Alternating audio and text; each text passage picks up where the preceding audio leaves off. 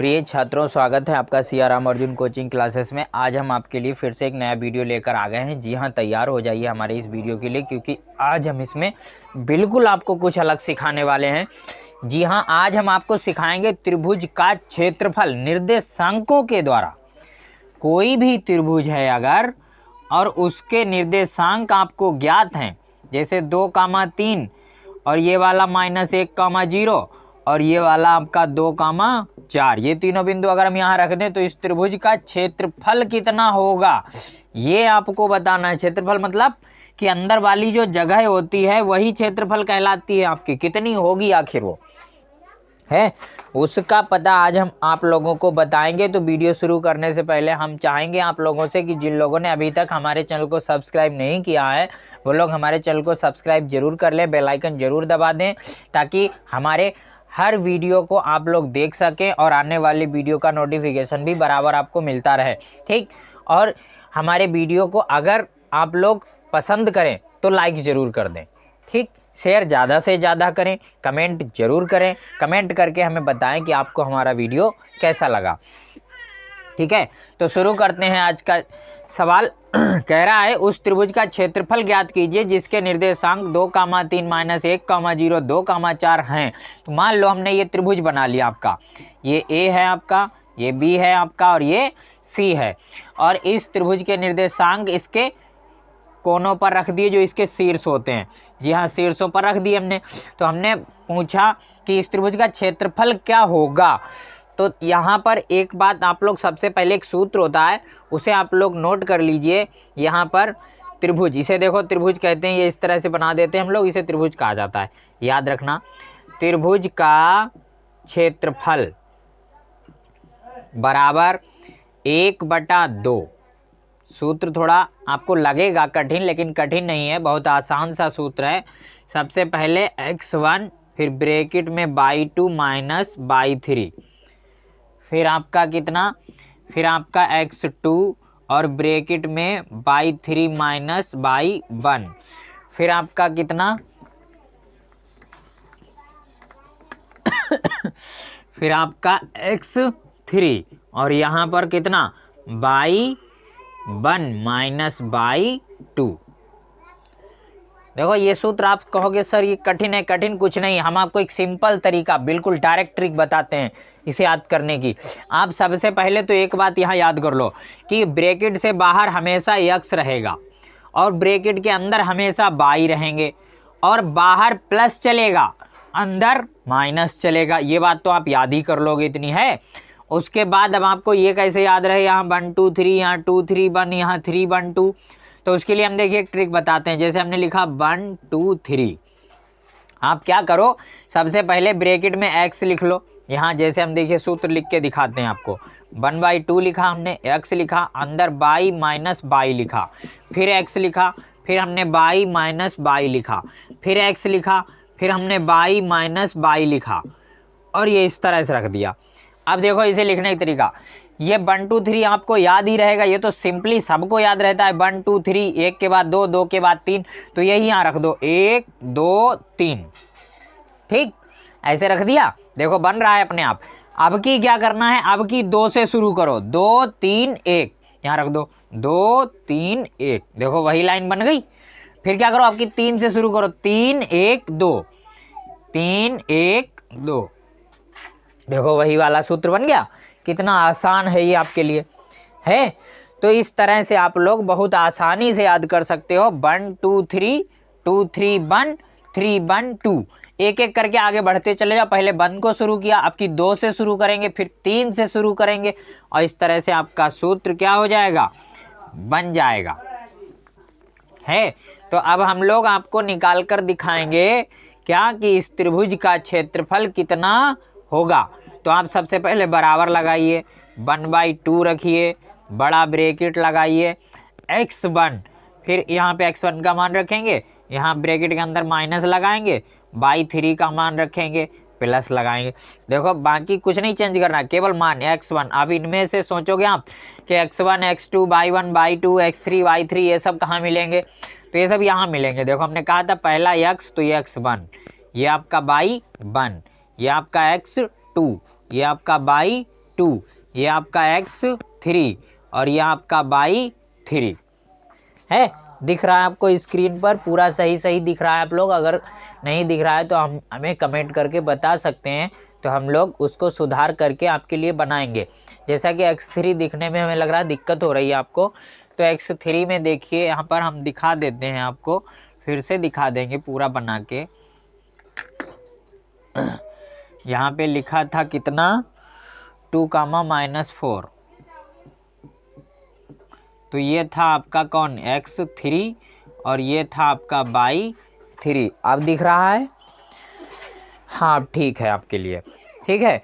तो ये यहाँ से रख सकते हो। देखो x1 कितना है 2, तो यहाँ पे 2 रख दो, ब्रैकेट के बाहर है। अंदर y2 है पहले, तो y2 कितना है? y2 है 0। फिर माइनस y3 कितना है? -4, तो आप यहाँ माइनस लगाओगे, 4 लिखोगे। जब भी डबल निशान आ जाए तो वो क्या हो जाता है? प्लस, याद कर लो। फिर यहाँ क्या लिखा? x2, फिर से जगह छोड़ लो, 2 ब्रैकेट लगाओ, माइनस लगा दो अंदर। यहाँ पे मान रखो x2 देखो कितना है? x2 हो गया कितना? -1। और जब कभी भी प्लस माइनस पास आ जाए, तो जब निशान एक जैसे होते हैं तो प्लस हो जाता है, और जब निशान अलग अलग होते हैं तो क्या हो जाता है? माइनस हो जाता है। y3 कितना है? -4, माइनस लगाओ y1 कितना है? 3, प्लस लगाइए x3, फिर ब्रैकेट रख लो, माइनस लगा दो भीतर। x3 कितना है? x3 आपका 2, फिर y1 कितना है? 3, माइनस y2 कितना है? 0, और बड़ा ब्रैकेट क्लोज कर दो, बंद कर दो। 1/2 हो गया। अब ये देखो 2 ब्रैकेट के अंदर, 4 में भैया 0 जोड़ लो, पहले इसी का हिसाब कर लो, ब्रैकेट के अंदर वाला। -1, इधर -4, -3, तो -7 हो जाएगा। +2, 3 में से 0 गया तो क्या बचा? 3 में से 0 गया तो 3 ही बचा भाई। 0 का मतलब क्या? कुछ नहीं।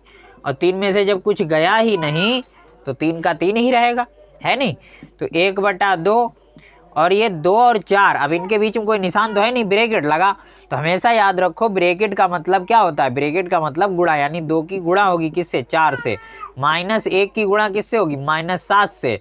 और +2 की गुणा किससे होगी? 3 से। तो ये 1/2 हो जाएगा। 2 चौक कितना हो जाएगा? 8, -1 7 हो जाएगा, +7, और प्लस का हो जाएगा 2 3 6। देखो ये भाई -1 गुणा करने जा रहा -7 से, तो माइनस की गुणा क्या होती है? प्लस। और 1 × 7 = 7, तो 1/2 हो गया। 8 7 15 और 6 कितने होगा? 21। अब इनकी गुणा होगी है, यहाँ पे बराबर लगा के फिर से लिखे देते हैं। तो 21 की गुणा ऊपर होगी कि नीचे? यहाँ पर ये बात आप लोगों के समझने वाली है, बहुत ध्यान से समझना कि 21 की गुणा जो है वो ऊपर होगी या नीचे होगी, ठीक? तो यहाँ पर हम आपको बताते हैं, जब कभी कोई नंबर ना हो तो नीचे नंबर लगा लिया करो। अंश की अंश में गुणा होती है और हर की हर में, यानी 21/2 वर्ग इकाई। ये जरूर लास्ट में लिख देना, इतना याद रखना, ये जरूर लास्ट में लिख देना, ठीक? 21/2 वर्ग इकाई, वर्ग जरूर लगा देना, क्योंकि क्षेत्रफल जब कभी भी निकालते हैं हम लोग तो वहाँ पर वर्ग जरूर लगाते हैं, ठीक? समझ में आ गया होगा आप लोगों को हमारा पूरा वीडियो। अब आपके लिए कुछ हम नए सूत्र लेकर आए हैं, उन्हें देख लीजिए, जिस पर आधारित हमारा अगला सवाल होगा, और वो आपके लिए हम अभी इसी वीडियो में बता देते हैं, ताकि अगले वीडियो में आप लोगों को सीधे सवाल करा सके हम।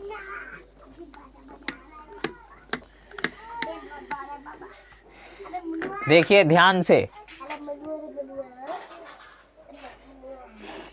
कोई 2 बिंदु हैं, अगर ये 2 बिंदु, ये आपका x1 y1 और ये आपका x2 y2, ठीक?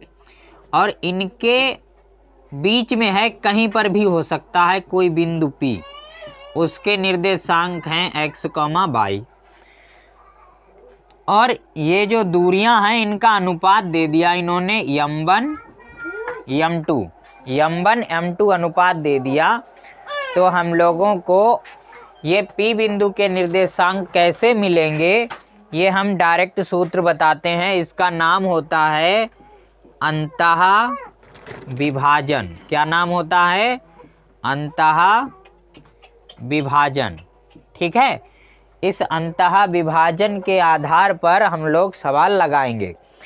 तो इसका सूत्र होता है, सीधे सीधे याद कर लेना कि px, y बराबर m1 x2 plus m2 x1 बटे m1 प्लस m2। ठीक है, ये आपका होता है इस तरह से सवाल। ये कब होता है? जब आपके लिए अंतः विभाजन की बात की जाए तब।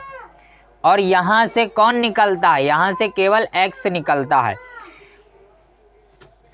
यानी जब ये x निकलेगा तो खाली x का सूत्र है ये। फिर आपको ये y भी चाहिए होता है, तो y भी इसी तरह से निकलता है। क्या? m1 y2 plus m2 y1 और बटे क्या हो जाएगा? m1 plus m2। ठीक, तो ये हो गया आपका किसके लिए?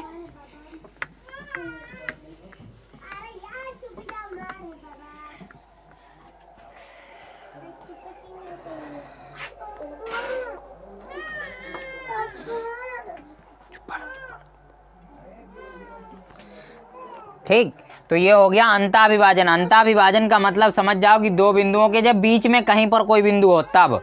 और उसी तरह जब दो बिंदु, ठीक, ये मान लो दो बिंदु हैं, ये इसके निर्देशांक आपके x1 और y1 और इसके निर्देशांक x2 और y2 और इनके बाहर है कोई बिंदु जो आपका xy, जबकि यही p कहाँ हो गया? ये p आपका बाहर हो गया।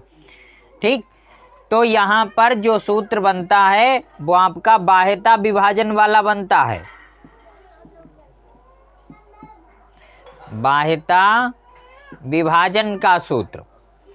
अच्छा, बाह्यता विभाजन में फिर एक्स वाई आपको निकालना पड़ेगा, तो इसके लिए सूत्र होता है x बराबर m1 x2 minus m2 x1 बटे m1 माइनस m2। ठीक, ये फॉर्मूला होता है।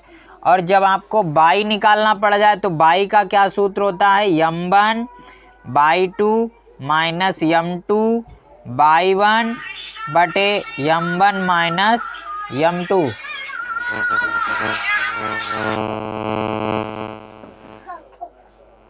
ठीक है, तो ये इस तरह से हमारे दोनों सूत्र होते हैं। इन्हें आप लोग याद कर लेना। जो आगे आने वाला वीडियो होगा उसमें हम आपको इन पर आधारित सवाल सिखाएंगे, जो आपको समझने में कोई भी कठिनाई नहीं होगी। तो इन्हें ज़रूर पढ़ लेना, याद कर लेना, कोई कठिन नहीं है। देखो, m1 के साथ x2 आएगा और m2 के साथ x1 आएगा, नीचे दोनों जोड़ दिए जाएंगे। कब? जब अंतः विभाजन होगा, जब बीच में होगा। बाह्यता विभाजन का मतलब जब बाहर होगा, इन दोनों बिंदुओं से बाहर कोई बिंदु होगा। तो सूत्र तो वही, केवल प्लस की जगह क्या हो जाता है? माइनस हो जाता है। बस इतनी सी बात है आपके लिए।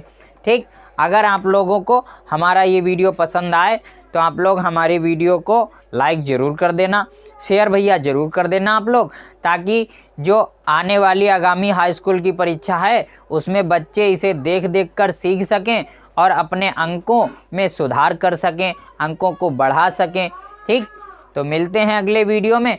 तब तक मुस्कुराते रहिए, हंसते खेलते रहिए और पढ़ाई ज़रूर करते रहिए। कक्षा 10 के छात्रों से ये हमारा कहना है कि वो लोग लापरवाही बिल्कुल ना करें, माता पिता का आशीर्वाद लेकर सुबह उठें और अपने दिन की शुरुआत हमेशा अच्छे से करें। तो मिलते हैं अगले वीडियो में। तब तक आप लोगों ने हमारा पूरा वीडियो देखा, इसके लिए आप लोगों का बहुत बहुत हाथ जोड़कर धन्यवाद।